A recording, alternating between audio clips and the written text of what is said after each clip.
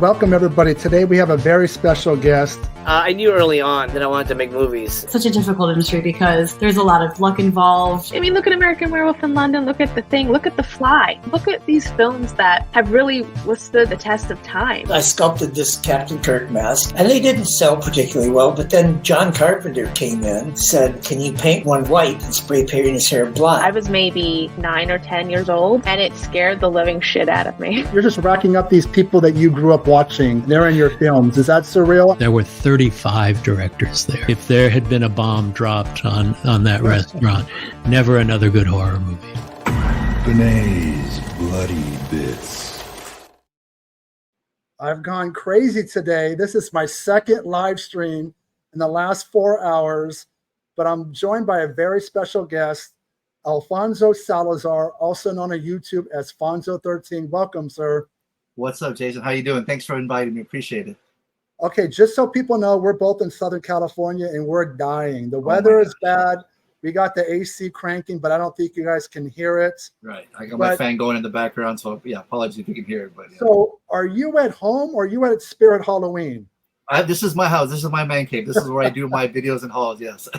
Nah, just messing with you. I know you. This is what we're here to talk about, collecting and signing. And so what I want to know is, do you remember how we met? We met at Comic-Con in line for the screening of Chillerama. Do you remember that? That's good. I didn't know if you were going to remember it. We did not rehearse this, people. So I totally remember. The last Comic-Con I went to was 2011. I was there with Killer Films, so it was me and Donnie Broussard, the owner, and we're in line for the world premiere of Chillerama, which is this really fun horror anthology. By the way, I'm in it in a couple episodes. That's right. And Donnie got talking to a couple people behind him, and one of them was you. Yeah. And then that's right. What do you do? He asked if you wanted to write or do a podcast. How did you become with Killer Film? We were just talking, and I think I followed the news on Twitter that they were going to do the screening. So I was like, oh, I want to check this out because there's a lot of cool like horror directors, actors. I think Lynn Shay was hanging out at the lobby too. Met her there, and we started talking about movies. And I told her I was with my cousin Tony, who I still do the Bad Boys podcast with. After all these years, we're already over 700 episodes, which is wild to think. Damn. So yeah. So we were doing that, and he was like, "Oh, I've been thinking about starting a podcast." And he's like, "Oh yeah, you guys should maybe do a podcast for us." And that's how we started talking, and that's kind of how we got involved with Killer Film back then. So Bad Boys podcast, that's still available? That's still available. Yeah, you go on iTunes, Spotify, YouTube. Yeah, we're there. We're still, me and my buddy Harley and Tony, we're still reviewing a new movie and an old movie, and it's been a lot of fun. I mean, 700 episodes, that's pretty wild. Yeah. And sadly, because Killer Film got, I don't know, it went bye-bye. So all those podcasts that you did, which was the Killer Film podcast, right? It was a Killer Cast. Yeah, it was Killer Class. Yeah, because then you were doing late night classics with him. It was like they're all gone. But see, Tony was smart. He kept ours catalog. Like we were still like our own entity essentially. So we had like our own. So we were still doing two. So we did that one and we still did our own. So, but I think those episodes, you're right. I think unless you go on iTunes and look them up, I'm not sure if they're still there. There is a website I found out about called the Wayback Machine. Uh-huh. You can visit it and put in Killer Film, and I was able to find a bunch of old interviews. Oh, wow. Even from the late night podcast, which can always be transferred to like, print or something. So just so you know, they're not completely gone. But I had Donnie on here about a couple weeks ago, and he said like a Russian, it's always the Russians' fault. Like the site got hacked and it's gone, and it would cost thousands of dollars to go to court. So it's kind of, that's what I love about YouTube, and we're here talking. Absolutely. Yeah. So was Comic-Con your first conventions you were going to? I want to say, back in like 2006 or 5, around there, when House of a Thousand Corpses, they had a panel, and I was so excited to see that. And I got to go to that panel, and that panel was amazing. It had Rob Zombie, Sherry Moon, rest in peace, Sid Haig, Bill Moseley, rest in peace, Irwin Keyes, Chris Hardwick, and Wayne Toth. And it was like the greatest like Q&A ever. And they're like, and it was one of the smaller panels. So like I was like really close to him. I mean, it was incredible. And then he did a signing afterwards where you can actually go to a signing afterwards and not get a ticket or wait and look a long line. It was just like after, like, hey, come down, you're going to be signing. And sure enough, he signed stuff. So it was really cool. Were you local to San Diego, or were you making the drive down from LA? No, I'm local to San Diego, yeah. So San Diego Comic-Con was super close, yeah. When I got to go to LA, that's a 2-hour drive. That's a little okay, so you're the opposite. When Comic-Con comes around, you're good to go. Absolutely. Now, when you're driving up to Monsterpalooza, Fangoria, Weekend of Horrors, Dark Delicacies, yeah, and trust me, people, it's Southern California, but it's a drive. You have to leave early. If I leave past 10 a.m., I'm stuck in traffic forever. Yeah. But I did go to one Weekend of Horrors like in 2006 when Dario Argento was there, and that's maybe 2009. I think, you're closer to 9. Yeah, but that was the last one, right? Because they stopped doing those. Yeah, Creation Entertainment is very difficult to work with, and forever Fangoria was combined with them. Okay. They did split. I think it was over, probably money and stuff. And then when they left, Monsterpalooza just ran in. Mm-hmm. But I felt like, how many Fangoria Weekend of Horrors did you attend? They only did one. Yeah, it was Dario. Just the Dario, which Dario never did LA. Right. That was the only one. That was huge.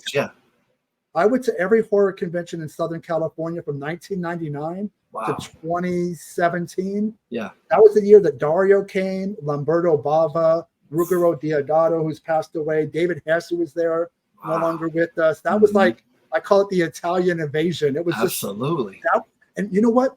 It kind of bothered me at one point. Dario was walking around, and this is like a rock star. Right. And there was nobody really following him. Nobody knew who he was. So bizarre. So crazy. Yeah, see, that's wild.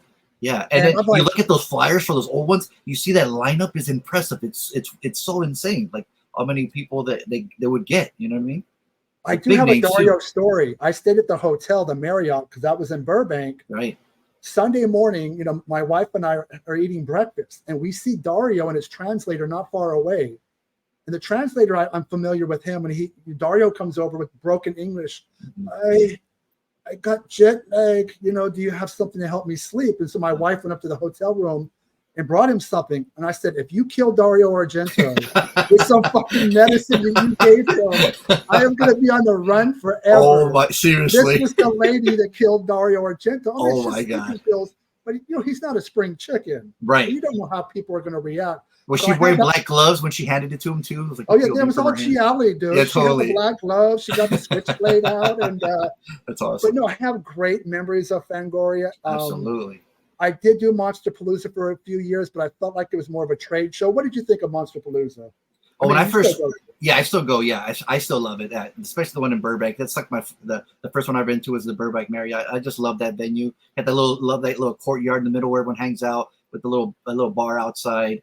And I've just met so many people there and so many guests that Monsterpalooza has a special place in my heart, especially because the special effects artists are the rock stars. Like their work is presented. We have that super cool museum, right? And then we get to meet the guys that created. Like we have V. Neal, Academy Award winner, doing makeup, a live demo in front of you, right? Stan Winston Studios is there, right? You got Matt, Stan's kid there. So as a fan of like practical effects in 80s movies, like it's everything, right? Palooza is awesome, and they still do that, right? Which is really cool. Do you remember the Fangoria shows when you would walk in and you get all the free swag, and you would literally have a bag, and there'd be like 11 by 17 posters, and you're just going through and buttons, and I missed that connection. Monsterpalooza is great, but Fangoria had the in with the studios because of Tony Timpone, who was the editor at the time. Right. He was able to get people. I miss the panels. As much as I love old movies and retrospectives, I like, we're going to talk about, The Devil's Rejects, or we're going to talk about Drag Me to Hell. Right. And we're going to talk about the new stuff. And I felt I got spoiled in all those years. And I kind of, Monsterpalooza just kind of was missing that fire in my belly was gone.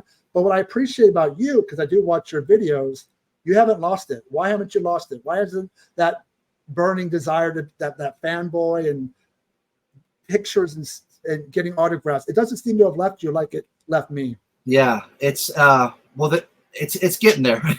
That's funny. It's getting there now because it's we keep seeing the same guest list, and that's one of the problems when you've been doing it for so long. As like yourself, that you see those lineups. Like, man, I've seen this lineup like 100 times already, right? We need to see new faces. It's getting a little old. Like, man, how many times can we see such guests, this guest and this guest? Like, we've seen them 100 times. We've been doing it for so long, you get to see that. But to go back to real quick, Tony Timpone has been doing a lot of Monsterpalooza panels. And then this last year, he did a panel for Alien Romulus. And they had a little poster, and we got to meet Fede Alvarez, the director, and Shane Mahan that did the effects. And they did a signing like after the panel, which was really cool. So if they can do more things like that, that's really neat, Same with Rick Baker. He was promoting his book. He did a signing right afterwards, and that was really neat. That's the power of Tony Timpone and that Fangoria brand, because he was there from like the late 80s to like, I don't know, 15 years ago. And he just developed that relationship with the studios. Absolutely. Yeah. So you feel like that Monsterpalooza, now you're right about the burnout, because once you do these conventions for so many years, I love Bill Moseley, I love Reggie Bannister, and you're like, but how many times can you see them? Can you talk about the pricing, how it's gone up? I understand inflation happens across the board. Right. But between the parking, the tickets to get in, because I came from the old school era of selfies weren't a thing. Right. At least they didn't cost you anything. So I remember being able to meet like Eli Roth or whoever, and that wasn't part of it because photo ops didn't exist. That was a creation entertainment thing. So I remember paying for parking. I remember paying to get in, not a big deal. I used to get the front row seats, the reserved. Oh, nice. But when they branched off into the photo ops, I think that was the game changer that really cost fans a lot of money. Do you remember that time when it kind of... I'm trying to remember, if it was like a photo op with somebody in costume, like a Kane Hodder in a Jason costume, that might have changed that. But the one that's huge now is the Terrifier, David Howard Thornton dressed up as Art the Clown. That movie's so huge with this new generation of fans that they love it. They want to be there and meet them. Like when there was an opportunity to meet the Screamcast at Monsterpalooza. So I jumped on that and do the photo op with that because that was incredible. So things like that, I didn't mind doing that. But I think the biggest change of price is the resellers with the Funko Pops and the figures that really changed the game, because a lot of times you want to get the signature, but then they don't treat you as a fan. They treat you as a reseller. So if you want to add your name or personalization or a quote, now they're charging for quotes and personalization. Or like Corey Feldman at the Hollywood show, he would charge a price for non-personalization. So if you don't want your name on it, he's going to charge you even more, which is wild. Right. He used to always write your name, And I understand that, because if it just says Corey Feldman, not to Alfonso, you can sell it if it says Corey Feldman and make a good profit. Right. That happened. Rick Baker, this is like the year 2000. Yeah. He did not want to do signings after a panel he did with John Landis, because Rick Baker got some award from Fangoria. Yeah. And I could see he was resisting going to the table. And when he finally did go to the table, he was really rude to somebody. He literally said out loud, he's just probably going to sell it on eBay or something. So you do hear stuff, and I try to balance the good with the bad. But you can tell the difference between a scalper and a fan, though, right? Like if a fan, I'm like, I got like a certain special piece. I'm like, oh my God, I want this sign, right? Or as opposed to like 12 8x10s or 12 Funko open case boxes. Like, okay, who's the real fan? This guy holding this one print or this guy holding 12 prints? You know what I mean? Exactly. And also, so let me ask you this. What are like three of the best people, when you think about the greatest memories you've had at a convention, who are like the three people that you're like, man, that's going to stick with me till the day I die because they were so nice to me? Oh, that's a good question. I think Kane Hodder's always been cool, even though his price has gone up, but he always has a great experience. I've never gone to the Adult Expo convention. Dude, hey. That would be fun. That would be Shannon Pamperin. Yes, he's gone a couple times. Watch his. Go to his channel. He's the expert. Yeah, go to he's Shannon. The porn guy. He's the guy. He makes you look like me, like you don't even go to conventions. Exactly. Like, oh yeah, I'm a lame compared to him. Yeah, Shannon's the expert. You want AVA coverage? Go Shannon. But I would say Kane Hodder for sure. Who else would be a really cool one? God, I'm trying to think. Felissa Rose is always a sweetheart, right? She was always really neat. Sid Haig was really cool too. Like he kept his price to like at $20 or $25, like till like his last appearance, which was crazy. I'm trying to think if I ever really had any bad experience, but most of the time when we're just getting autographs and talking to them, it's just a really cool experience. Like you get to meet the people that worked on movies that you grew up watching, right? So you finally get to meet them. Like sometimes you get nervous, like, oh my God, what am I going to say? But yeah, I would say Kane Hodder's a good one. I'm trying to think who else. Felissa's always been really sweet. Just recently too. Oh, Michael Ironside was funny. Oh, Bucket List? Oh, okay, yeah. No, go to Michael Ironside because I watched that video. Was he being crotchety? What was up with that? Oh, no. Yeah, I think that's like his demeanor, right? He's kind of scary, So I kind of was worried about. And I told him my name, and he's like, "How the f am I going to spell that?" Like, I don't know if we can curse on here, but I told him my name. He's like, okay. Good, he was like, "How am I going to spell that?" He goes, "What's your name?" I go, "Alfonso." And he goes, "How the fuck am I going to spell that?" I was like, "Oh shit!" I mean, this is Richter from Total Recall, right? This is like Mike, from Scanners, Starship Trooper, like Michael Ironside's a legend, right? Absolutely. So I was super excited to have him sign my vinyl soundtrack. And I was like, oh my God, this is making me nervous. But no, he was super cool. And just, signed it, got a picture. But just, I just kept that really like mean. I gave him one of my paint pens. So he was very appreciative. And he gave me a free 8x10. So that was cool because his pen had run out or something. But that was a really cool experience. I don't know if he was new to cons, but in all the years I went, I never seen him. I know he's based in Canada. Okay. That was one of the rare times he came down. Right. When I saw his name, like, yep, definitely getting him. Absolutely. Yeah. So something like that, right? When you see a name like that, you're like, oh, got to get him, right? Because Palooza will get some weird names sometimes, like it's like you want to expect it, So who was like bucket list? Who are a couple people that you're like, I need to get these people before they leave this planet? Oof. Kurt Russell be a big one. Kurt Russell, yeah. He's done that. I mean, the Thing is like, one of the greatest horror remakes of all time. Love to get him. Anyone living from the Crow cast, like that's my favorite movie of all time. So if I could add any more signatures from the Crow cast, that's exactly why in the thumbnail I put The Crow, because I know appreciate that it's your number one movie of all time, regardless. It's all since I first saw it in '94 when it came out, it just blew me away, changed my it's been my everything since then. The soundtrack, the score, Brandon's performance, the direction, the look of it, everything. I just absolutely adore that movie. Really quick, I would have to go. I've seen him in person, but not met him. David Cronenberg is definitely probably like the top one. Oh, yeah. Luckily, I did get to meet a lot of people that are no longer with us. Stuart Gordon, yes, Wes Craven, Toby Hooper. I would have loved to have met Wes and Toby. Yeah, the list, it kind of breaks my heart when I think about it. But this is why it is good to go to signings and conventions, because you just don't know how long you're going to have these people. That's the thing. When I saw George Romero at Palooza, I think it was 2016 or something.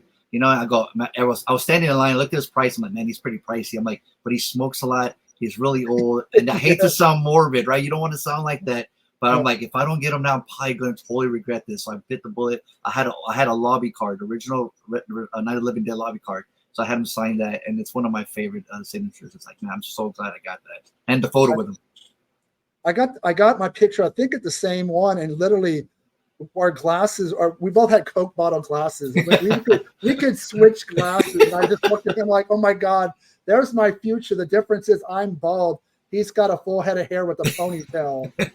I miss those guys. So those memories, especially as you get older, you really start to go, man, I don't know, like a Sid Haig or whoever, like I might not see this person again. Right. So it's really important to kind of hold on to those memories. Absolutely. And for me, I was never big into autographs. I know you're a huge, I was more a photo op guy just because I got that physical evidence. Right. That I was next to them. And sometimes I go back and I'll create a collage of them. And I'm like, man, that person's gone. That person's gone. Not to be too sad out there, people, but this is the reality of life.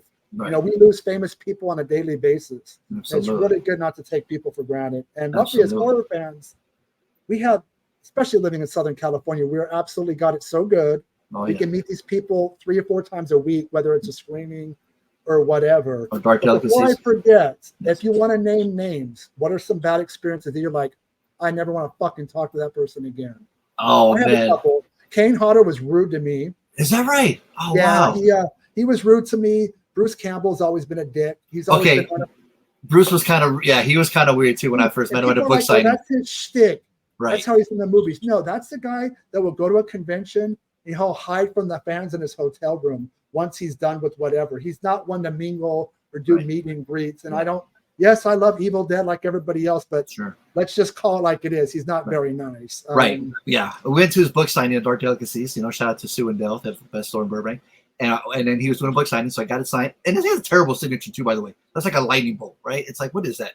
Right? And he writes Ash. It's like, it's terrible signature. But he would sign one extra item after you bought the book, right? So some other people were coming back in line. He's like, he looked at his handler friend. He's like, oh, looks like we got the repeaters. Got the second people come back. It's like, God forbid fans want to get you to sign their stuff. You know what I mean? Benet's bucket list has David S. Sterling on it. Oh, man, he's always at Palooza walking around. I can get him for you, no problem. Malcolm, he used to go when I would do the Delirium signings at Dark Delicacies, which we're going to talk about real soon. Yeah. David Sterling was always there with his mullet, thinking it was 1988. He would, hey guys, and he would always joke with me, could you interview me? And I'm like, I would just change the subject. I hated to be rude, but I like bad movies. But then there's David Sterling and Sean C. Phillips levels of bad, and I just can't go down that road. Sorry. You have much better time to do. You have better things to do in your time. And I think the key is, okay, we have conventions which, there's usually some money. There's a lot of them popping up now, right? There's a lot more than there was before. But I think what's smart, and you've taken advantage of it, which I have, is you can narrow that gap by going to Dark Delicacies for signings, the Aero Theater, New Beverly, the Vista, because the theaters are relatively small. Right. When the Q&A is done, you can approach them. And I've never been told no. Right. I did Aero Theater. Toby Hooper was there for a screening of Poltergeist. Right. Yeah. Wes Craven was there for a live audio commentary of A Nightmare on Elm Street. Nice. Did you start to seek out those more? Those more intimate moments? When I started going to Beyond Fest, yeah, they have amazing guests, amazing movies they're premiering, and then afterwards, yeah, you see them at the lobby or go up to the stage afterwards after the Q&A. They would sign stuff. I've met a lot of people like that. I've gotten a lot of stuff signed just doing that. But there was one recent altercation at the Aero or the Vista where somebody was fighting. So now they kind of got a little strict on like doing stuff like that now. So they kind of ruined it for somebody. Yeah. You said there was some fighting? There was a fight. Yeah, there might have been a little fight. Yeah. Altercation. So there were nerds fighting over something? It was like two guys. There was two of them. Yeah. One of them was kind of get autograph and one of them was getting a little pushy and they got started shoving each other and it got to the floor where they were wrestling and they had to get broken up. Yeah. What was it like? Was somebody? I wasn't there. It's what I heard though. That's the story I heard. Yeah. But I think there was video out there. Somebody might have gotten it. Yeah. Yeah. There's nothing worse than doing that in front of a celebrity. That's going to make them never want to do that again. Because exactly. It's like, seriously, what do you do? You're ruining it for everybody. It's like, yeah. There was one Fangoria where Brad Dourif was there and he didn't do a lot of talking. That's a bucket list. I still haven't met him. He never comes down here. Well, yeah, because this is probably like early 2000s, between like 2000 2005. Yeah. But I watched some geek scream at the top of his lungs, "Oh no, Brad Dourif!" But he started doing this bow thing, and the look on Brad's face, he probably never did a convention after that. So it's that guy's fault. He's never been out here then, because guys, I still haven't seen him out here. Yeah, it's like, dude, that's why these people don't come back, because they lump us all and see how these fans are, and and there's a difference too. Right, there's a difference too of the people that are waiting outside to get autographs, right? All like the reseller scalpers, right? Where I paid a ticket for the movie to watch the screening and did the Q&A afterwards, right? So it's like there's a difference, right? I'm actually inside the theater, watch the movie that you're promoting, as opposed to waiting outside to get your photo and a signature from it, Talk about Dark Delicacies in Burbank, California. I've been going. They've moved 3 different locations. They have, yeah. Since I first started. All of them, yeah. That seems to be your go-to spot, just because they do them on every weekend. Not necessarily every signing is going to be up your alley, but talk about you and these people behind me, the Monster Squad, Scott, Chris. Talk about they started videos. Chris Deranged Duncan, he's been doing videos since way before me, and so did Christian, my buddy Christian Weapon X. So yeah, they've been doing videos forever. So I kind of followed their lead, and they were because the first Dark Dale I went to, so shout out to Sue and Dale obviously too, because and it's good to see Dell back on his feet too. But yeah, they had the best store ever, and I think I saw it on like a magazine or on Twitter or something. They were promoting like Robert Englund signing his book there. So it was like on a Thursday night. I called my cousin up like, "Hey, Tony," and we're like, "Hey, we got to go. I got to meet Robert Englund. My friend. I've never met him." So we seriously drove at night. It was raining. Got there, long line. And I'm like, "This store is the best. You guys hold signing. It's incredible." So I started following them ever since. I met Sid Haig there for the first time. I met Michael Dougherty. Him and Dave Parker were doing a double feature of like the Trick or Treat had just come out on Blu-ray, and Dave Parker had his Hills Run Red, and he was there with David Scow, who David Scow helped write the screenplay for The Crow. So another geek out moment for me there. And the store is just amazing. So like I said, it's run by Sue and Doug. They've been doing it for they're coming close to like 35 years, I think, pretty much. And yeah, they've been holding signings forever. They've had the who's who of names. They've had Wes Craven, John Carpenter. They've had everybody there, right? Everyone's gone through there. If you're a horror fan, the horror community, of Dark Delicacies, especially if you live in that area. Oh man, they have like the greatest signings. I mean, the Phantasm one just recently, the signing for the Masters, it was a special effects book by Howard Berger. That was an incredible signing. I mean, yeah, they're the best. I love those guys. I'll support them, until they close the doors. Unfortunately, it's going to be this year, unfortunately. Okay, I was going to ask, is that true? Is he retiring? They're retiring, yeah. This is their last year, yeah. They wanted to hit the 35-year mark. So Sue and Dale Howison are done. So without Dark Delicacies, that leaves a huge void. Huge void. The yes. community, yeah, we still have the conventions, but this was a nice. This one's special. Yes, exactly. It's more intimate because it's a smaller location. No matter how big the guest is, you're going to get to them if you have patience. Yep. So nobody's going to. There's no family that's going to continue. It's done. We keep trying to tell Guillermo del Toro to buy it, or somebody else to come in and chip in, and I don't know. Well, I also think that without the signings, they probably would have closed a long time ago. Really. I think so too. Just think about it. No offense, but it's kind of like, look, I've written for a magazine forever. We're in a digital streaming age, and not many people go into bookstores to buy books. I know Dark Delicacies has other stuff like board games and shirts and novelties, but that's a very tough industry. Without those signings, I don't think they've been around 35 years. Yeah, they've had a wonderful community. Right, exactly. The Blu-ray release, a vinyl release. They've made so many friends. So whenever a director like Mike Mendes has a new movie, like Satanic Hispanics, they get a bunch of cast members there, right? And they show up and they'll premiere. They'll have a release there, or documentaries, or soundtracks on vinyl. They've had composers there. They have just a huge guest list, right, of who's who, and they have such a black book of guests. Like they can always, Mick Garris, you've had him on your show, like they're friends with everybody. Tom Holland, they're friends with everyone. That's the cool part, Is there an official date of when they're going to close so they can have like a goodbye? April. Okay, so April of 2025, they're going to close. Mm-hmm. I know bring the tissue, right? Because it's just the end of an era. It's it's especially for us horror fans and the horror kids. It's just it's going to be a sad day. That's why I try to go as many as can now before they close up shop, because it's nothing like it. I mean, that the whole Magnolia Boulevard is just a horror, horror street. It's just it's always been amazing, right? From the Mystic Museum to Halloween Town, Barkdale. I mean, even Creature Features. Remember Creature Features? Yes. That was a fun store too. They had signings there too, right? And then they gone too? Yeah, they're gone. They've been gone a long time. I do remember going there. They had great stuff. They were like even bigger than Dark Delicacies, but I guess maybe the rent was too expensive, or maybe that guy retired. That's what it was. Yeah, it was. The rent kept going up and up. So out of all your collection, is there a couple that stand out like, I cannot live without this? I'm so glad I got this. Because let me turn off my green screen for a second. Okay. So in 2009, yes, I went to a screening at the Aero Theater of The Stuff. Oh, 1985. Nice. Yes. Larry Cohen was there. Nice. And he actually brought some of the canisters? Stuff cartons. Oh, very cool. Screen used. So when he was done with the Q&A, he had maybe 3 or something. And he would ask, who wants one? And they're signed by him. Nice. And so my hand went up so damn quick. Oh, nice. Very cool. There's his signature right there. Oh, that's awesome. Larry Cohen. He had a signing at Dark Delicacies for his documentary, and he brought some more canisters.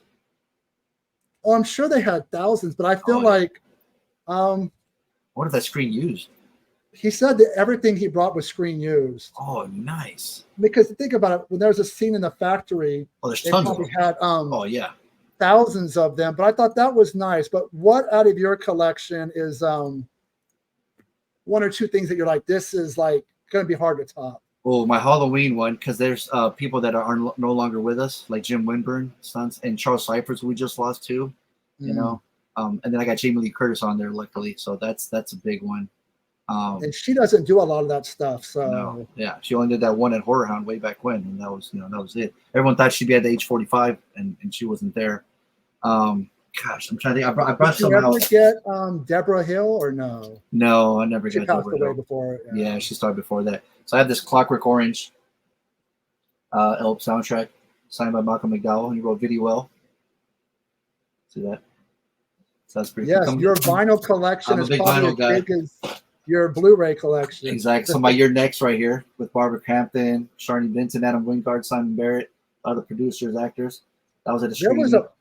There was a poster of that artwork. Is really great. It's like a schematic of the house. And that was really cool. Yeah. And Dark Delicacies had a signing, and I got a John Landis on American Werewolf. This lithograph. Terminator 2 is one of my favorite movies of all time. So I got to meet Edward Furlong at Monster Palooza. I got him to sign my figure there. John Connor there. That's pretty cool. So things like that. I kind of like vinyl soundtracks, toys. But I mean, this one right here, I'm thinking maybe getting John an original sealed Halloween soundtrack. I don't know though. I'm free to open it. But anything like get rid of, it's probably ones I had more signatures on would be the Halloween one for sure. And anything Crow related, I got David Scow, and I can get it more people on it. I definitely will. But there's just so much stuff, right? It's like your kid. Like I don't know, how do I pick one, right? But that one I've worked on the most, my Halloween and my Scream one. So. Well, that makes sense because this is not just one autograph. Even if it was John Carpenter, that's cool. But you got a ton of people. Yeah, I got a ton on that Halloween one. Years, which is taking a lot of money. And time. And it was cheaper back then too, though. So it's funny you should say that, because it has gone up now, right? Yeah. Because I know that you probably set aside out of your paycheck, you budget. I can't break the bank, but because I gotta be smart. I gotta be smart about it. I gotta budget right. Yeah. So I gotta stop buying like other stuff. If I'm just getting autographs at a convention, that's my main focus. I love to support some vendors and get some T-shirts or other things. If I'm strictly getting autographs, like that's it. That's my goal, right? And I just like the way it looks, right? Especially on the vinyl, it's just a nice display. On DVDs, it's kind of hard. On the names start getting squished in. Like I went to a Christine Blu-ray signing. They had a ton of people in Dark Delicacies. I mean, they had Alexandra. They had Willem Ostrander. I mean, people did the special effects producer, and they had the car outside. That was one of my favorite signings Dark Hill ever had. And that Blu-ray is signed up everywhere, front and back. You can't even see who's who, at that point. But I'm super happy I got it because that was fun. And that picture with the car from the Fury, I mean, come on. It doesn't get Before I forget, please like, share, and subscribe to my humble little channel. Where can people find you on YouTube, Alfonso? Yeah, that's right. Just type in Fonso 13 on YouTube, and if you guys like conventions and watching me being goofy and getting autographs with my friends like that, follow me on Fonso 13 on YouTube. Yeah, so like me, I do everything in the house because I just don't want to go anywhere. But Alfonso actually makes a point to go out, drive around, so you truly get an out and about experience. And he does stuff at home with unboxings and stuff, but you're going to get more of an interactive experience watching Fonso 13. I will put a link in the description of this video. I appreciate that. I think the last time I saw you was at Monsterpalooza too, right? Was that your last one when we were in line? I probably 2017, 2016. Yeah, I think that was it. Yeah, you were done then. You told me. Over in I think Pasadena, which when it got bigger, Monsterpalooza jumped back to Pasadena, which had a better venue. Because that's Monsterpalooza. Then Burbank still holds son of Monsterpalooza. I will say this because I've watched people's videos. Yeah. Though I don't go to the conventions anymore, that scene is bigger than it's ever been. Oh, yeah. The money that's being made, the crowds, the people in droves.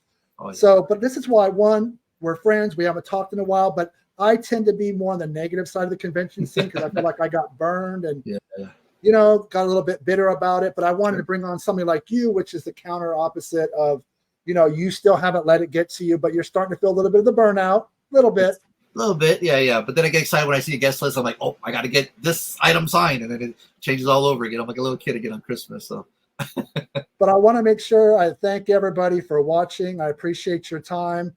Thank you, Alfonso. Let's talk again. Absolutely, maybe you can drag me to a convention somehow. Get me out of my. Get you out of your comfort zone. Absolutely. Maybe when it gets a little cooler. How about that? Not sad to say, get me out of comfort zone because there's nothing more comfortable than you and the AC. Though that's true.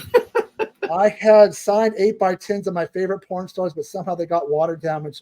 Yeah, we know what kind of water damage you're talking about, buddy. Maybe we'll go to the AVN together. How about that? Want to go to that in Vegas? Porn con. That would be interesting. I will wear You've never been, right? You've never been? I haven't, but I will wear a full-size body condom so I don't catch any cooties. Hey, didn't that happen to you in Chillerama, though? Didn't something happen to you similar? Oh, my God. Okay, really quickly, spoiler alert, I don't have a banner for this. If you've never seen Chillerama, the segment Wadzilla by Adam Rifkin. By the way, I'm going to have Adam Rifkin on the channel probably really soon to do a career retrospective. Yes. But at the end of Wadzilla, which is basically a sperm that becomes the size of Godzilla, hence the title Wadzilla, at the end of the episode when they kill him, basically he blows up and it's a major cum shot, jizz shot, all over like the money shot. Let's call it the money shot. It's the money shot. And you see somebody in a firefighter outfit that just just goes like this and takes it like you just take it all in. Just like Peter North was in front of me. I took it and it hits me and there's my 15 minutes of fame. Look for me in Godzilla episode of Chillerama. Will you sign my Chillerama poster? Or next time I will see you? sign it, Jizz Master Jason. Oh, no.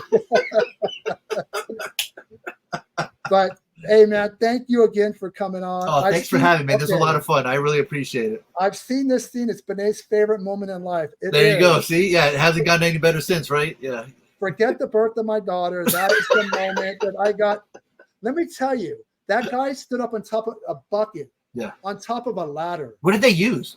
I hope they didn't use a real thing. I don't think it was a real thing. I heard the crew and all of them got together and they doing the bucket like. But what happened was the guy before me, and he's actually the guy before me in the scene. He kind of ducked, and they kind of got mad at him and said, "Look, we can't really see you." So I made the point, said, "Hey, just enjoy this. You're going to be in a movie." And this is my 10 minutes right here. Right. It took, when I went home, I got that shit in my ears. It was everywhere.